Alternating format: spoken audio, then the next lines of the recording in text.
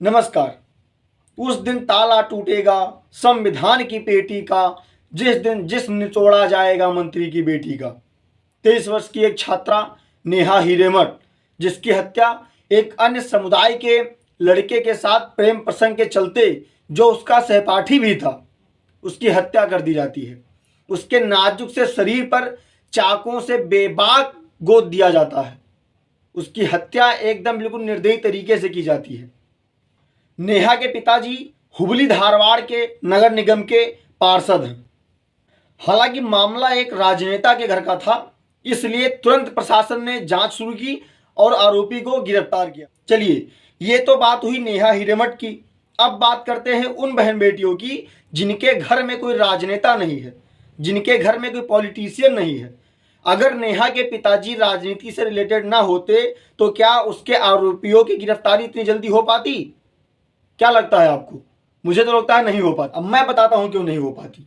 क्योंकि उनके पिताजी किसी एक आम नागरिक के तरह किसी नजदीकी पुलिस स्टेशन में अपने परिवार के साथ जाते आते 6 महीने तो उनको पुलिस स्टेशन में चक्कर लगाना पड़ता। उसके बाद अगर उनकी रिपोर्ट लिख ली जाती तो पता लगता कि पीछे कतार में कोई और नेहा हिरेमठ खड़ी हुई है अपनी रिपोर्ट लिखाने के लिए। अब अगर जैसे तैसे करके रिपोर्ट लिख ली जाती तो कोर्ट में भेजा जाता। कोर्ट में केस चलता, सालों तक केस चलता। वो केस लड़ते, कब तक केस लड़ते भाई? एक आम नागरिक कब तक केस लड़ेगा? यहाँ पर जमाने हो गए, फाइलें पेंडिंग में पड़ी हुई हैं, कोई केस निकलकर उसका जो है फैसला हो ही नहीं पाता है।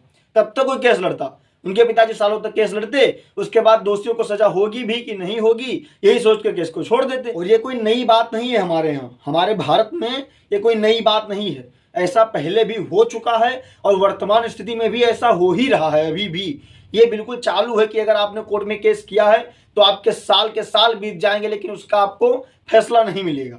इसी पर मुझे एक कविता याद आ रही है कि तुम्हारी फाइलों में गांव का मौसम गुलाबी है, मगर ये आंकड़े झूठे हैं, ये दावा किताबी है।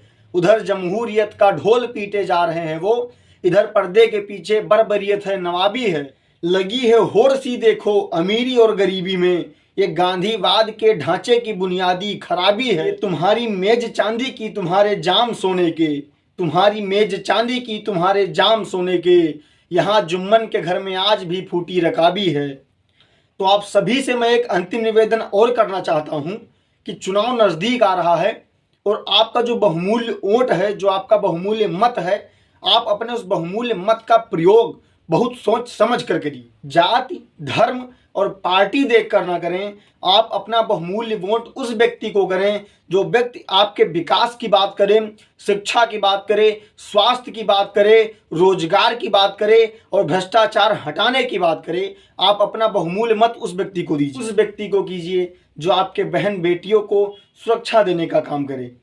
देश के अंदर हो रही हर छोटी बड़ी घटनाओं को नजरअंदाज ना करें, क्योंकि आज जो व्यक्ति जिस चीज को झेल रहा है उसके ऊपर जो आज बीत रही है, हो सकता है कि कल उसकी जगह पर आप हों। इसलिए आप इस बार मतदान बहुत सोच समझ कर, बहुत समझदारी के साथ कीजिए। ये ना सोचें कि आपके एक वोट से क्या फर्क पड़ेगा, बल्कि आप इस सकारात्मक ऊर्जा के साथ अपना मतदान करें कि आपके एक वोट से बहुत फर्क पड़ेगा, आपके एक वोट से बहुत फर्क पड़ेगा। चुनाव का पर्व, देश का कर्व। भारत माता की जय।